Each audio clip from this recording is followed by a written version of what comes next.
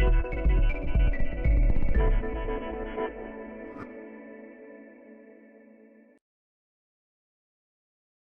right, well, thanks, Mike, and thank you for this conference, for the invite. My name is Nathan Sensel. As Mike said, I'm a museum educator, and I've been working in museums for the past 16 years, working with school groups, but also working with adults and teachers. And I've been leading a lot of drawing activities in the galleries at these museums for those years. So I just want to see a show of hands. Does anybody in here draw on a regular basis? Okay, good. That's a lot of you. Anybody haven't drawn since you were 8? Okay, good. That's a great mix. This is going to be perfect for everybody, hopefully. So I'm going to, as Mike said, talk about drawing activities in those 3 categories of observe, analyze, and interpret. And I'm going to supply you with different activities that we've used at these different museums. But before we get started, I think it's necessary to warm up. It's like drawing is kind of like playing a musical instrument, I think, in that way, or playing a sport. You have to warm up, or you're going to go out and pull a hammy. So you got to be careful not to. So you got to warm up your eyes and your brain as well as your hands. So the first thing I would like you to do is to draw a cat. So on a fresh page in your books there. And don't worry, nobody's going to be looking at these, except they are being filmed. But no pressure. Take 30 seconds and just doodle a cat on your page for me, please.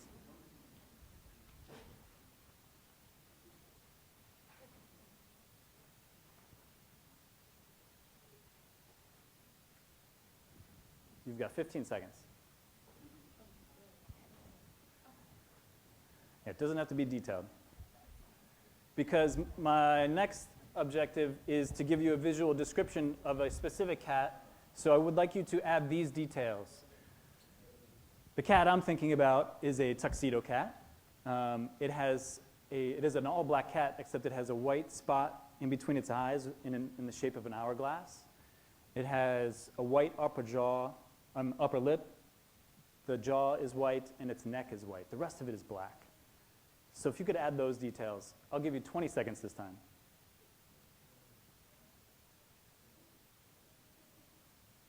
So a white spot in between the eyes in the shape of an hourglass.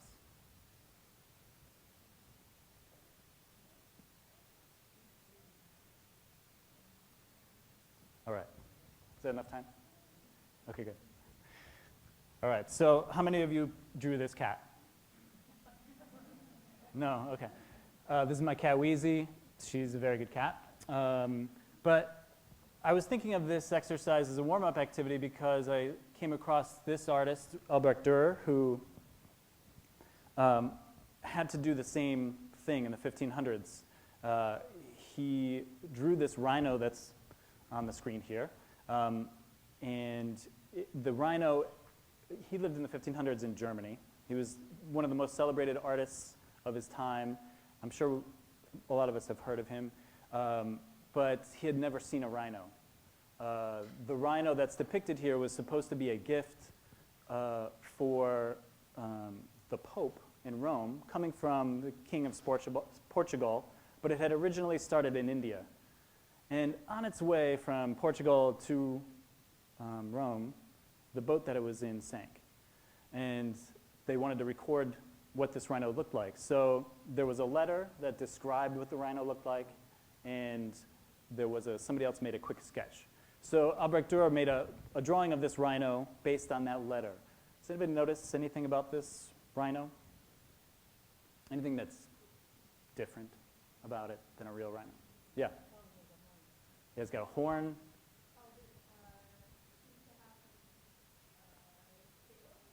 Yeah, it looks like he has armor plating or scales on it, right? As a fish. It has 2 horns. I think as you were saying before, where's that horn that you were talking about? The one that's the unicorn horn. Yeah, the unicorn horn on its shoulder blades up there, right? So somebody in the letter must have said something like, oh, it has 2 horns. And Albrecht Dürer, I can imagine him sitting there like, where should the other one go? I have no idea. Let's just put it here. So then in the 70s, John Baldessari who's a contemporary artist, conceptual artist, was teaching a drawing class in California.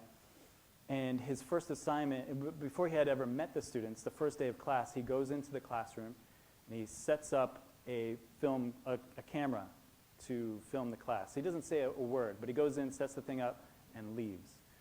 And then, so he's the first gentleman. The second gentleman there comes into the classroom and says, did you guys happen to observe this guy that came in and set up the camera? We're looking for him.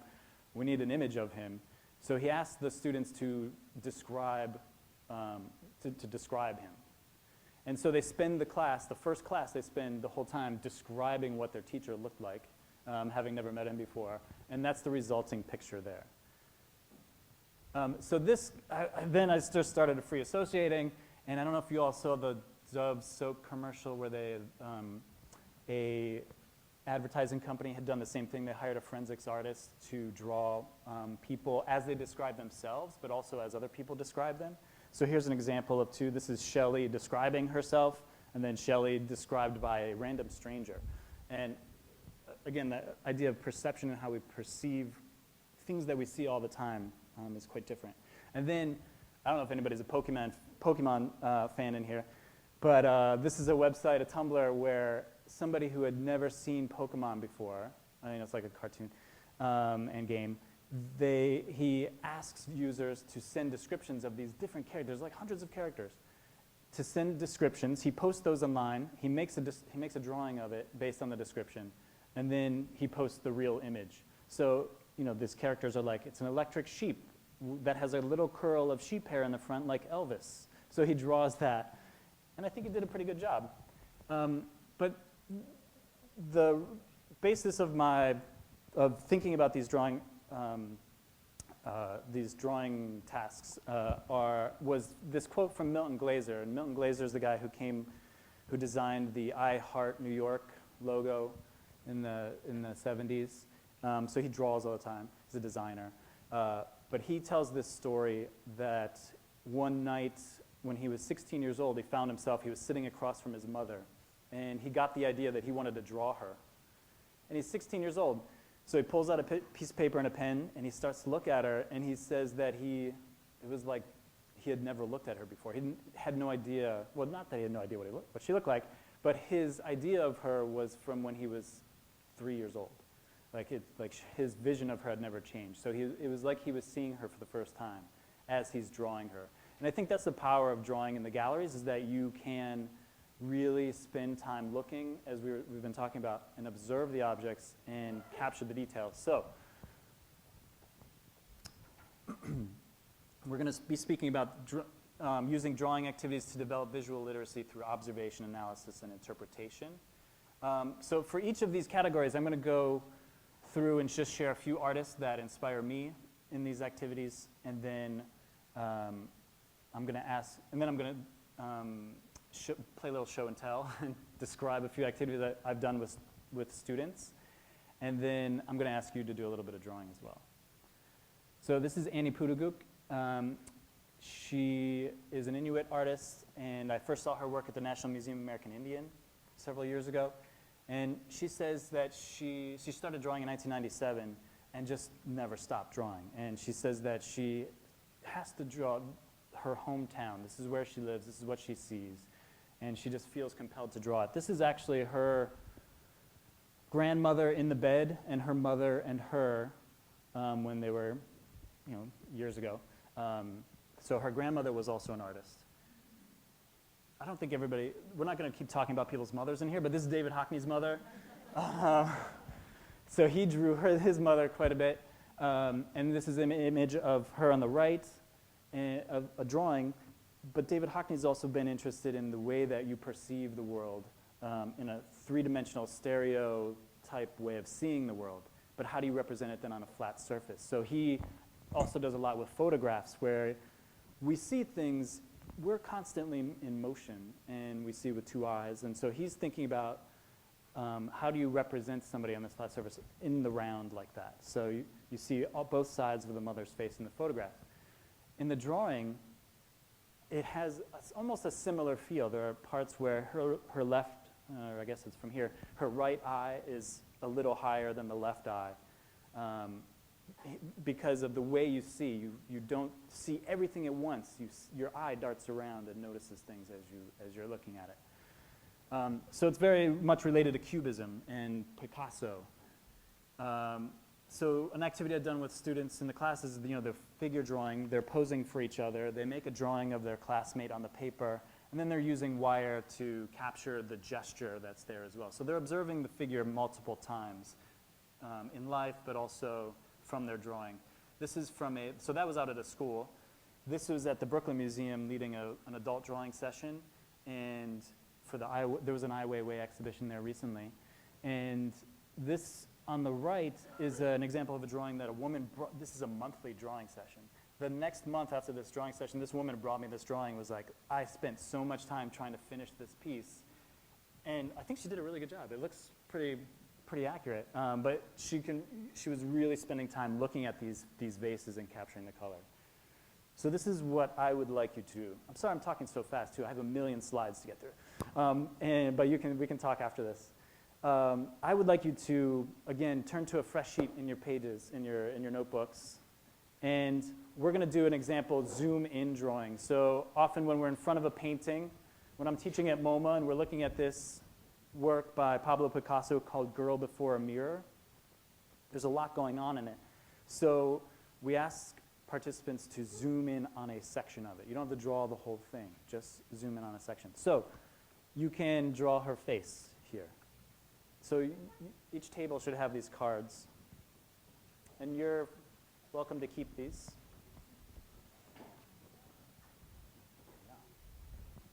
So I'll give you a full minute this time to do a zoom in drawing of, her name is Marie Therese. This is Picasso's girlfriend. The clock has started. Other activities, so this is just one activity that gets us into the idea of observing an object, describing it through drawing. These are a few other examples of drawing activities, and I've placed a sheet on your table that describe these a little more, that flesh them out a little bit more than these just one-word descriptions. But we did a zoom-in drawing. A contextual drawing is just drawing the object and what's around it. Multiple perspectives would be what David Hockney did with his mother, is drawing it from multiple angles. And you can read more about those others. I'm going to move on to analysis a little bit and talk about Rachel White-Reed. This is a piece that's on the roof of MoMA. It's a water tower. If you're in Brooklyn, you notice there's a lot of water towers on the roofs out there. So she came from London and noticed all of these water towers in New York City and was kind of amazed by them. So she made a sculpture that's a cast resin. It's like the inside of the water tower. And so it sits on top of MoMA. But she uses drawings, she says, as a diary to worry through her process and to worry through what the piece might look like. So she does a lot where she'll take a photo of the place, white out parts of it, and then draw on top of it to figure out what it might look like in context. This is Julie Meyretu, who takes spaces, like imagine this room, and she analyzes the lines and the shapes and kind of deconstructs the space in that way. So taking the lines and just kind of separating them out and seeing how they interact together. So this image is possibly like a coliseum or some kind of, often she's doing spaces that are a civic space. So one example that I've done with students at the Brooklyn Museum, this is with a swoon exhibition that was there recently. A lot of her work had natural elements in it. So I asked the students to go in with these boxes on their sheets here and just capture the patterns that they noticed. And so they're just starting to catalog just the patterns. They don't have to worry about drawing a face or the whole, she had like huge boats in her installation. So they're just looking at patterns. And then we also went outside and looked at patterns in nature. So Brooklyn Museum is next to a botanic garden, so we took advantage of that and compared what they're seeing in life to what was in the galleries.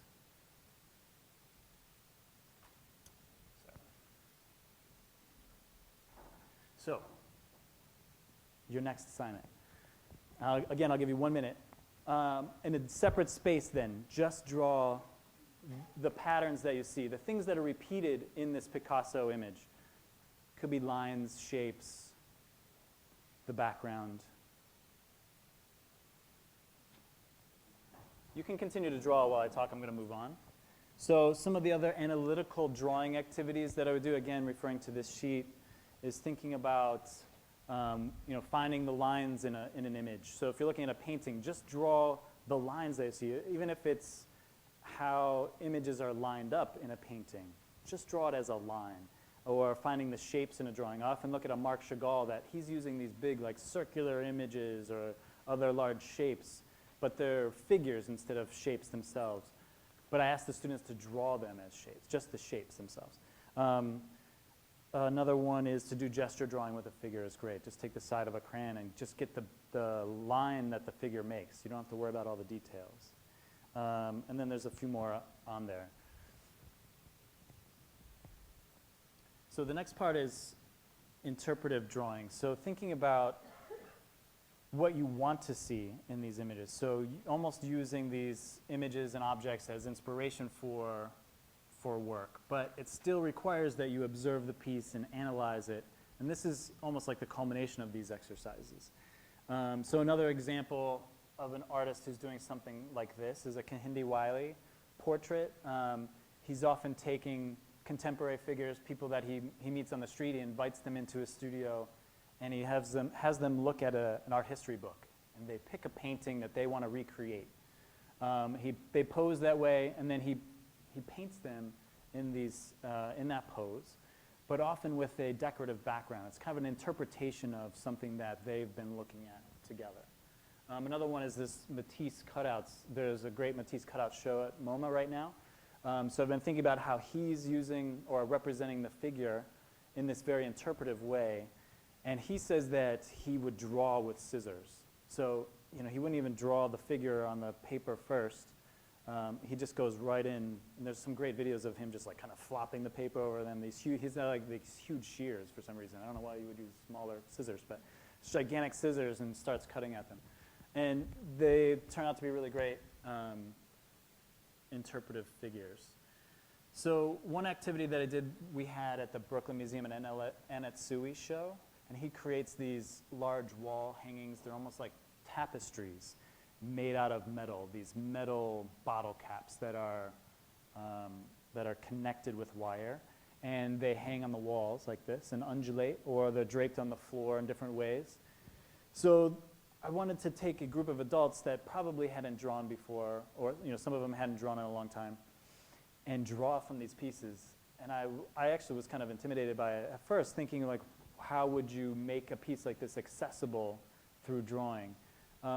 So I was thinking about it as in a process sort of manner. How does he construct these pieces? Maybe we can construct a drawing in a similar way. So this is an example of a drawing that a woman made. So they took these little squares and copied some of the patterns that they saw on the squares. So again, an analytical drawing, an observational process, and then reconstructing it in a similar manner as Ellen Etsui. So interpreting what they saw through drawing, coming to a new understanding of it. All right, so that's your task. Now, to finish up, we're going to take everything you've drawn so far, and you're going to create a new interpretive drawing from it. So you can create a portrait of yourself in this style if you'd like, and then use some of the patterns that you see, or you're welcome to use Maria Therese's face again, but just reconstruct it. Create a new drawing, a new image, using Picasso's patterns, Picasso's images on your sheet. So I would recommend turning to a new sheet and make it large. I'll give you 2 minutes for this one. I'll ask for volunteers. Anybody want to share their drawing? I never force anybody.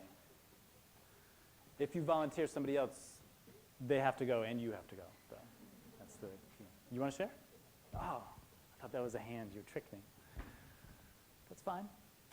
All right, so, but think about this process that you've just gone through. Again, Milton Glaser talks about how this kind of observation, this kind of drawing affects the way you see things. It reframes how you see the world, and it becomes almost a meditative process. And I think that's the way drawing should be. It shouldn't be anxiety-producing. It should be almost like a Zen moment for you as you're looking at the work and trying to capture the details. So a few examples. So we did this in a school with some kids where they created self-portraits on a clear plastic sheet and a piece of acetate in the Cubist style. I think both of them are really great. This one on the right has two faces kind of coming together. And then just repeating patterns on the back on a solid sheet and putting them together and creating these new works. I think they turned out pretty cool.